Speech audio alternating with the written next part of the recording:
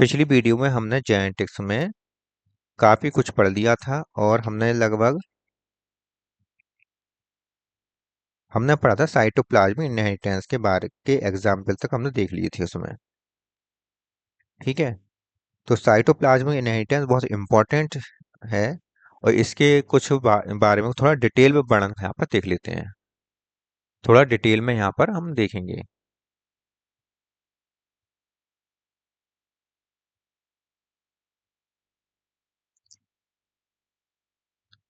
Cytoplasmic inheritance.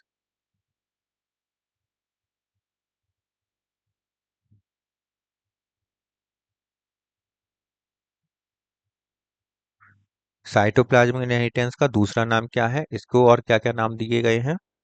Maternal inheritance,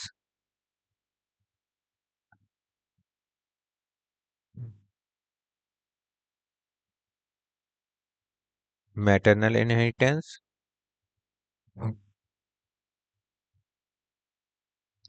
और क्या नाम है इसका? Extra chromosomal inheritance,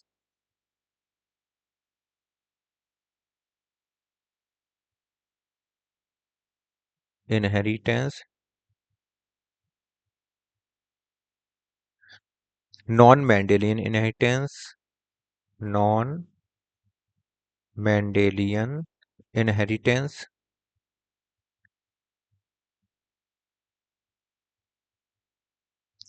extra nuclear inheritance,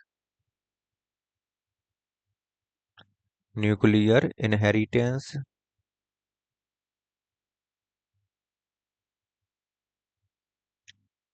non nuclear inheritance.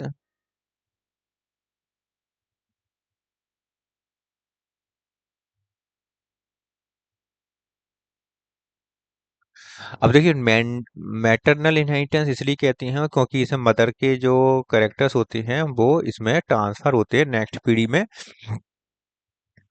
और ये साइटोप्लाज्मिक इनहेरिटेंस इसलिए कहते हैं क्योंकि साइटोप्लाज्म में पाए जाने वाले जीन जो हैं वो नेक्स्ट पीढ़ी में ट्रांसफर हो जाते हैं। इसमें जो ओवा में पाए जाते हैं, ओवा के साइटोप्लाज्म में पाए जाते हैं वही जीन माइटोकॉन्ड्रिया में पाए जाते हैं, वही जीन नेक्स्ट पीढ़ी में ट्रांसफर हो जाते हैं। इसलिए इसको हम साइटोप्लाज्मिक इनहेरिटेंस कहते हैं। मैटर्न चूंकि ये मैटरनल होता है, साइटोप्लाज्म ओवा का होता है, मैटरनल होता है, इसलिए मैटरनल इनहेरिटेंस कहते हैं। मैटरनल जीन इसमें ट्रांसफर होते हैं नेक्स्ट पीढ़ी में। एक्स्ट्रा क्रोमोसोमल इनहेरिटेंस इसलिए कहते हैं क्योंकि ये क्रोमोसोमल जो मतलब जो न्यूक्लियस के अंदर क्रोमोसोम पाए जाते हैं उनको छोड़कर जो केवल साइटोप्लाज्म में पाए जाते हैं उनका यहाँ पर इनहेरिटेंस होता है। नॉन मेंडेलियन इनहेरिटेंस इसलिए कहते हैं क्योंकि मेंडेलियन इनहेरिटेंस में न्यूक्लियस के अंदर पाए जाने वाले क्रोमोसोम में जो जीन होते हैं उनका इनहेरिटेंस के बारे में बताया था।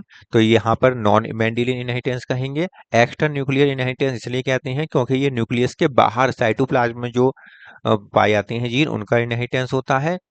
क्योंकि माइटोकॉन्ड्रिया में तो माइटोकॉन्ड्रिया को क्या कहते हैं, सेमी ऑटोनोमस स्ट्रक्चर कहते हैं ना। उसमें भी अपना डीएनए पाया जाता है, सर्कुलर डीएनए पाया जाता है। नॉन न्यूक्लियर इनहेरिटेंस इसलिए कहते हैं क्योंकि इसमें न्यूक्लियस से कोई लेना देना नहीं है, इसमें केवल साइटोप्लाज्मिक जीन से ही लेना देना है। ठीक है, इसलिए इसे नॉन न्यूक्लियर इनहेरिटेंस कहते हैं।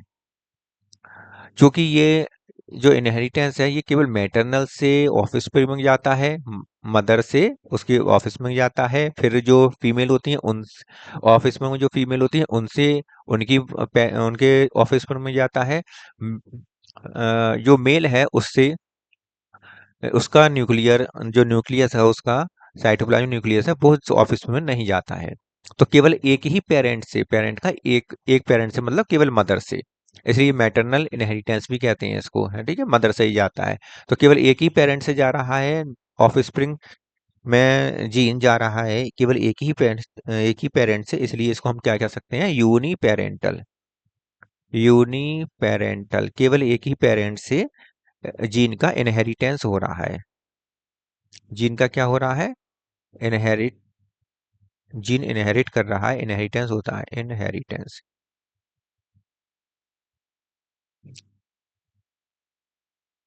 क्योंकि ये जीन जो है वो जैसे जैसे माइटोकॉन्ड्रिया में पाया जाता है, small nucleus, extra chromosomal nucleus, ठीक है, तो उसका इनहेरिटेंस है, तो इसलिए इसमें हम कह सकते हैं कि ऑर्गेनेल्स इनहेरिटेंस भी कह सकते हैं इसको, ऑर्गेनेल्स इनहेरिटेंस। ये इसके कॉमन नाम हो गए। ठीक है, ये सब इसके क्या है, कॉमन नाम हो गए, ये आप इसको। मेंडल ने क्या बताया था, कि मेंडल ने कि अकॉर्डिंग टू द मेंडल अगर देखा जाए तो अकॉर्डिंग, मेंडल की बात चल रही तो according to Mendel Mendel inheritance कैसा होता है, इनहेरिटेंस इज कैसा होता है, क्या था, बाई पेरेंटल होता है, मदर फादर दोनों से जाता है।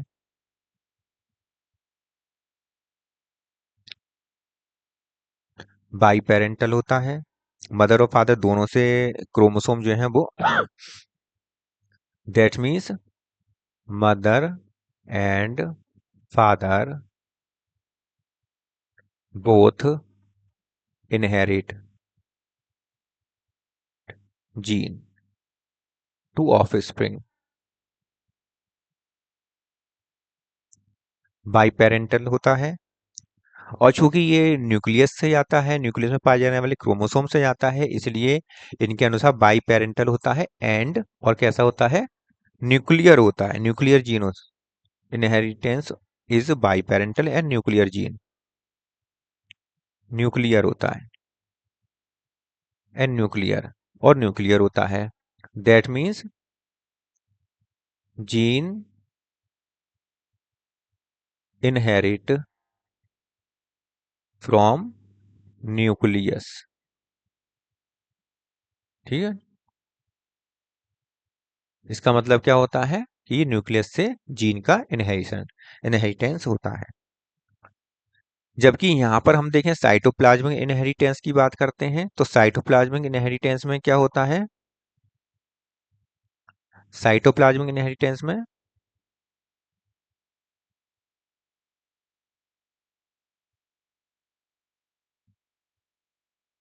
अगर साइटोप्लाज्मिक इनहेरिटेंस की बात करते हैं तो ये यूनिपेरेंटल होता है,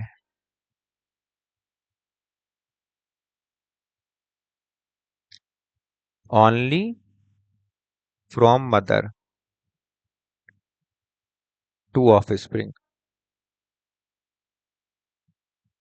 ठीक है, मदर से ऑफ स्प्रिंग, और ये न्यूक्लियर से नहीं होता, बल्कि क्या, साइटोप्लाज्मिक जीन का यहाँ पर होता है, तो साइटोप्लाज्मिक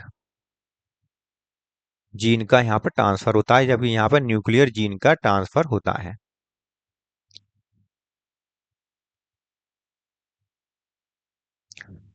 यहाँ तक समझ में आया। अब जो जीन न्यूक्लियस में पाए जाते हैं क्या कहलाते हैं, कैरियोजीन कहलाते हैं, जो साइटोप्लाज्म में पाए जाएंगे वो साइटोजीन कहलाते हैं या प्लाज्मोजीन कहलाते हैं।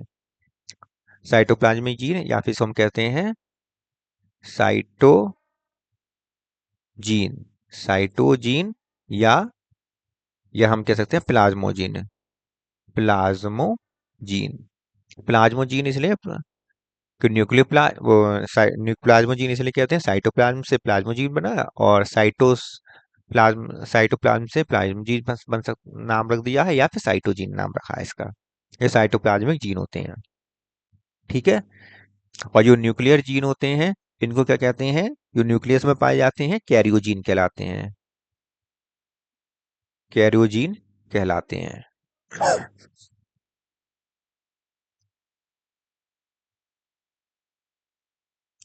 अब इसमें हमने एग्जाम्पल लिखवाए थे कल, कि पहला जो एग्जाम्पल लिखवाया था उसका नाम था, अ, उसको हमने लिखवाया था पहला एग्जाम्पल, सबसे पहले कहाँ ऑब्जर्व किया गया था ये देखा गया था, ये वही एग्जाम्पल था, first observed by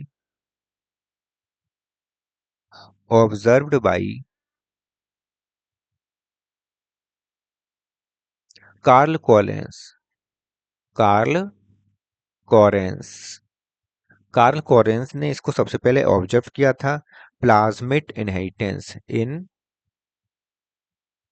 plasmid plastid plastid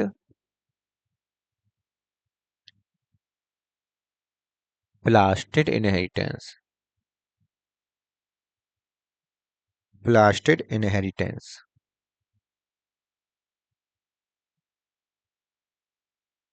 किसमें? In 4 o'clock plant.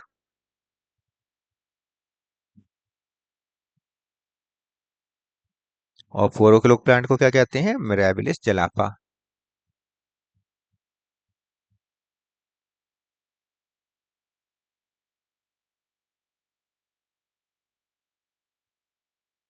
क्या नाम है इसका? मिराबिलिस जलापा।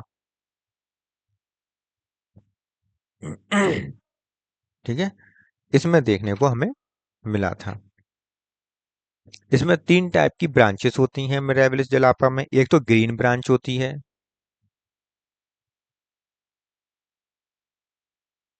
ग्रीन ब्रांच होती है इसमें। दूसरी लाइट येलो ब्रांच होती है।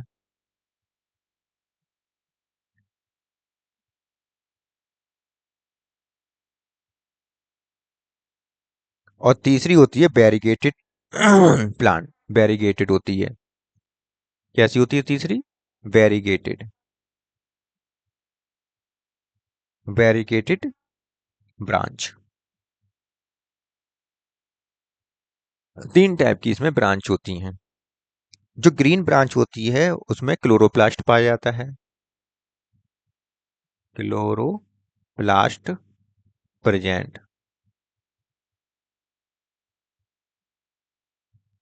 जो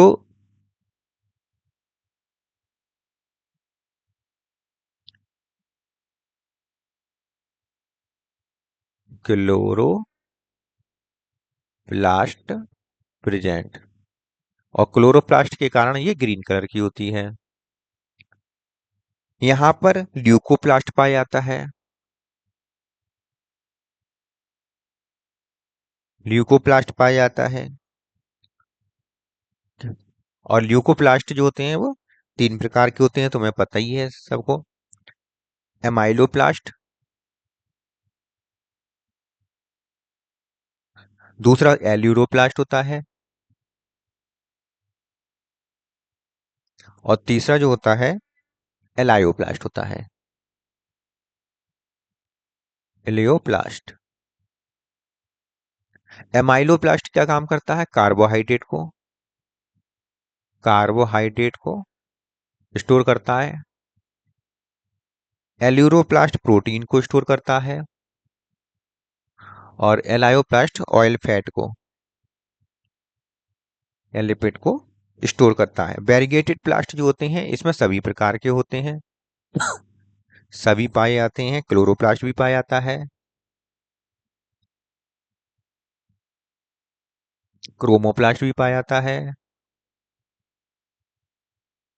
ल्यूकोप्लास्ट भी पाया जाता है। इसमें सभी तीनों प्रकार के पाए जाते हैं। इसलिए ये कैसे होते हैं? ये मिक्स्ड होते हैं। मिक्स्ड होते हैं। ग्रीन येलो ब्रांच, ग्रीन भी होते हैं कुछ ब्रांच, कुछ येलो होते हैं। तो ग्रीन येलो ब्रांच सब होते हैं। ग्रीन येलो दोनों प्रकार की ब्रांच होती है, मिक्स्ड होते हैं ये। ठीक है। तो यहाँ पे ए लिख दे रहे हैं, यहाँ बी लिख दे रहे हैं, यहाँ सी लिख देते हैं। तो पहला एग्जाम्पल तुम्हारा ये हो गया। दूसरा एग्जाम्पल देख लीजिए यहाँ पर। दूसरा एग्जाम्पल जो है ये शेल क्वाइलिंग स्नेल में। स्नेल में सेल क्वाइलिंग, शेल क्वाइलिंग इन स्नेल।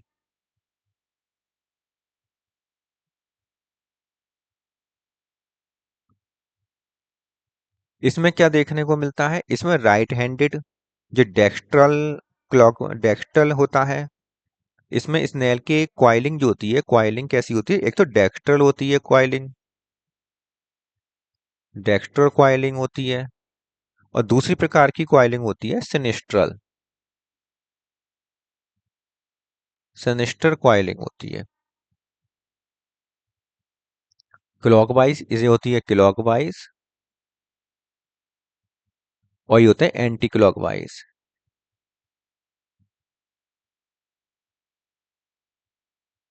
एंटी क्लॉकवाइज 2 प्रकार के इसमें क्वाइलिंग हमें देखने को मिलती है। ठीक है, दो प्रकार की कॉइलिंग देखने को मिलती है।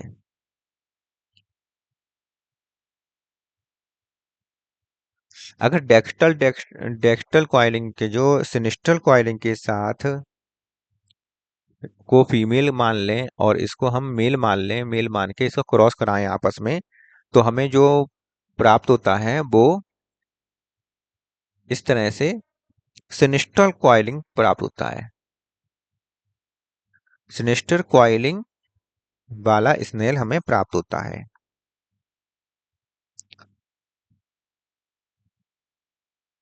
और इसमें कोई डेक्स्ट्रल प्रोटीन नहीं पाई जाती। No dextral protein. और यहाँ पर भी कोई डेक्स्ट्रल प्रोटीन नहीं पाई जाती।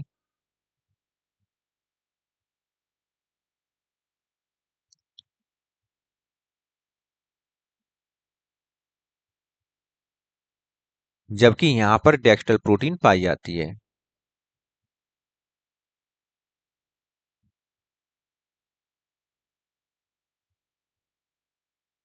डेक्स्ट्रल प्रोटीन यहाँ पर डेक्स्ट्रल कॉइलिंग में डेक्स्ट्रल प्रोटीन पाई जाती है, मेल को ले लिया इसको। और डेक्स्ट्रल प्रोटीन नहीं पाई जाती किसमें, सिनेस्ट्रल कॉइलिंग में नहीं पाई जाती है। इसमें हमको फीमेल की तरह यूज किया, और जब हमने ऑफ स्प्रिंग निकाली F1 में देखा, तो ऑफ स्प्रिंग में सिनेस्ट्रल कॉइलिंग हमें देखने को मिलती है, क्योंकि और उसमें कोई भी किसी प्रकार की डेक्स्ट्रल कॉइलिंग देखने को नहीं मिलती है। तो इसका मतलब जो मदर ये है, मदर से ऑफ स्प्रिंग में जैसा मदर था जिसमें डेक्स्ट्रल कॉइलिंग, साइटोप्लाज्म में डेक्स्ट्रल कॉइलिंग डेक्स्ट्रल प्रोटीन नहीं थी, ऐसे ही सिनिस्ट्रल कॉइलिंग वाला जो बना हमें ऑफिस में बना, इस ऑफिस में भी साइटोप्लाज्म में डेक्स्ट्रल प्रोटीन हमें देखने को नहीं मिलती है। ठीक है, तो इसका अगर हम डायग्राम बना दें तो इस तरह से बना सकते हैं कि ये जो है, इसमें जो न्यूक्लियस है, इस न्यूक्लियस में ये न्यूक्लियस है, थोड़ा बड़ा बना देते हैं।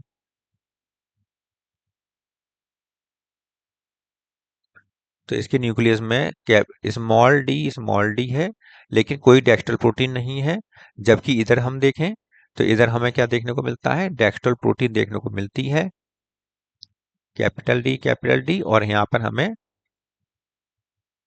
क्या देखने का, ये प्रोटीन देखने को मिलती है, इसे कहते हैं dextral protein.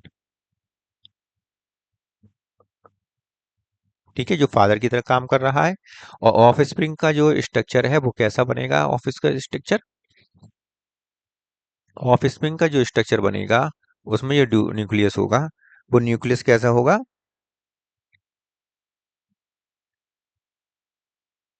Capital D small D का होगा, लेकिन इसमें किसी प्रकार की कोई dextral protein, no dextral protein, no dextral protein, कोई डेक्स्ट्रल प्रोटीन नहीं मिलेगी देखने को।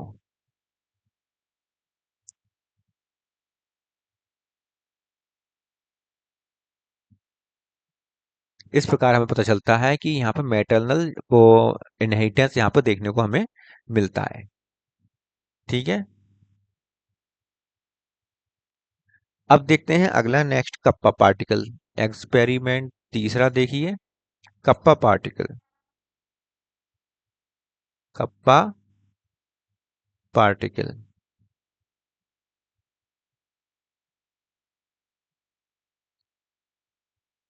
इनहेरिटेंस किस में देखने को मिलता है, inheritance in paramecium Aurelia. Paramecium Aurelia में हमें ये देखने को मिलता है। और इसकी डिस्कवरी किसने करी थी, बाय सोनेबर्ग, सोनेबर्ग। किस प्रकार का इनहेरिटेंस है ये इनहेरिटेंस है साइटो न्यूक्लियो साइटोप्लाज्मिक इनहेरिटेंस। ठीक है, पैरामीशियम ऑरेलिया में देखने को हमें मिलता है। इसमें दो प्रकार के स्टेन पाए जाते हैं। एक होता है killer stain, killer stain killer strain, ठीक है, इसे के से डिनोट करते हैं। ये क्या चीज है? के जीन इन न्यूक्लियस, न्यूक्लियस में के जीन। और ये क्या बनाएगा? टॉक्सिन बनाएगा, टॉक्सिन बनाएगा, पैरामिसिन, पैरामिसिन, पैरामिसिन नाम का ये टॉक्सिन बनाता है किलर पार्ट, साइटोप्लाज्म में किलर पार्टिकल जिसमें पाए जाते हैं, इसके साइटोप्लाज्म में किलर पार्टिकल पाए जाते हैं। Sorry, kappa particle, kappa particle in cytoplasm, cytoplasm में कप्पा पार्टिकल इसमें पाए जाते हैं। ये कप्पा पार्टिकल में साइट पैरामेसिन बनाएगा, और कप्पा पार्टिकल साइटोप्लाज्म में प्रेजेंट दिखा दी हमने। और ये किसको किल कर देता है? जो सेंसिटिव स्टेन होता है उसको किल कर देता है। सेंसिटिव स्टेन को यहाँ बना देते हैं, ये है सेंसिटिव स्टेन।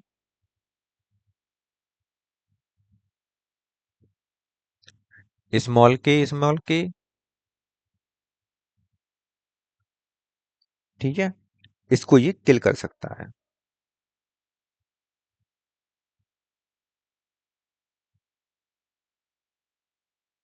ये कौन सी है? Sensitive, sensitive strain, sensitive strain होती है।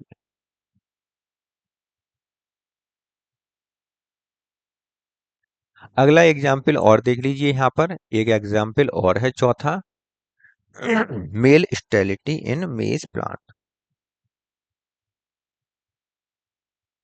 तो यहाँ पर हम चौथा एग्जाम्पल और लिख देते हैं इसके, मेल स्टेरिलिटी इन मेज प्लांट,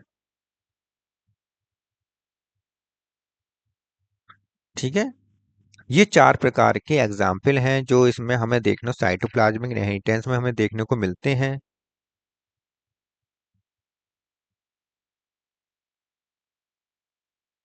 और ये हमें किसके माध्यम से देखने को मिलते हैं? ये हमें यहाँ पर नोट करके लिख लीजिए। ये हमें मिलते हैं mitochondria, mitochondria and plastids show this cytoplasmic inheritance.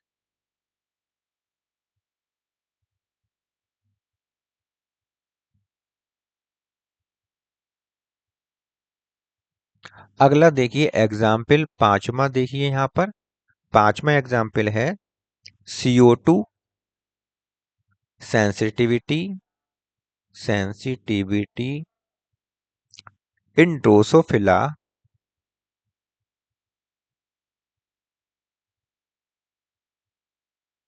Melanogaster,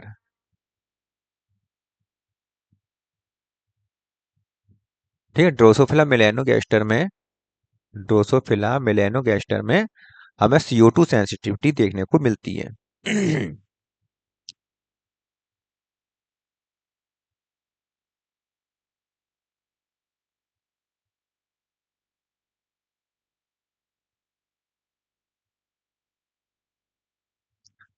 ठीक है, ये एग्जाम्पल हैं इसके। अभी तक ये साइटोप्लाज्मिक इनहेरिटेंस जो शॉर्ट में कल पढ़ा दिया था उसका ये सभी सभी कुछ लिखवा दिया। एग्जाम्पल, पहला एग्जाम्पल तो यही है आपका, ठीक है। दूसरा एग्जाम्पल ये रहा, सेल कॉइलिंग इन स्नेल। तीसरा, कप्पा पार्टिकल का इनहेरिटेंस पैरामीशियम ऑरेलिया में सोनेबर्ग ने देखा था। चौथा और पांचवा ये मेल स्टेरिलिटी इन मेज plant and CO2 sensitivity in Drosophila melanogaster. तो इसमें बस इतना ही सही है। मिलते हैं फिर नेक्स्ट वीडियो में। आज की वीडियो बस यहीं तक।